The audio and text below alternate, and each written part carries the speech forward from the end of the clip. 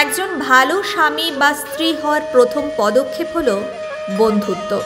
যতক্ষণ না স্বামী স্ত্রী একের অন্যের বন্ধুত্বের মাহাত্ম্য বুঝতে পারবেন, ততক্ষণ যেন এই সম্পর্ক অপূর্ণ থেকে যাবে। তারপরে সম্পর্কে জন্ম নেয় সেই অনুভূতি, তা হলো অধিকার, অভিমান।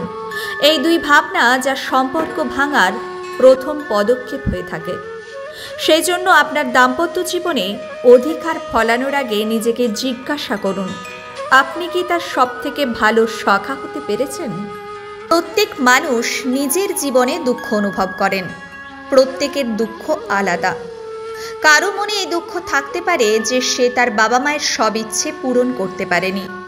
কেউ এটা ভেবে দুঃখ পান যে সে সর্বদা সদাচার করেছেন, সৎ কর্ম করেছেন, কিন্তু তাও তাকে দুরাচারী বলে মনে করা হয়। কেউ এটা ভেবে দুঃখ পান যে তার সামনে যে ব্যক্তি আছে তার চোখে তিনি শত্রু হয়ে উঠেছেন, সেখানে তিনি কোনো অনুচিত কাজই করেননি।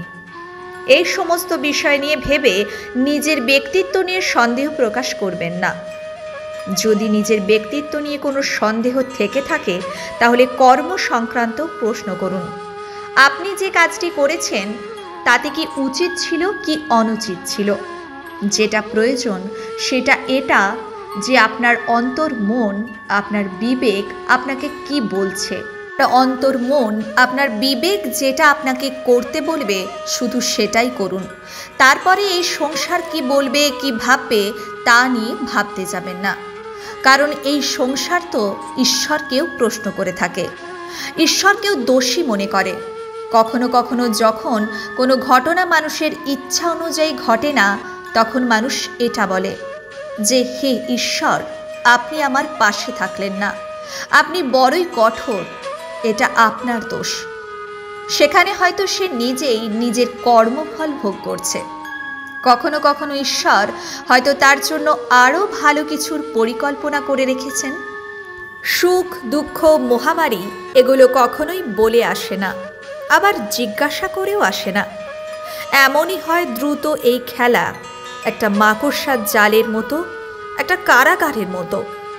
যেমন একটা মাকড়সার জাল একটা পোকাকে নিজের দিকে আসতে আকর্ষিত করে ঠিক গঠন দ্বারা, ঠিক তেমনই দ্রুত গতির এই খেলা মানুষকে নিজের দিকে আসতে আকর্ষিত করে, নিজের দিকে।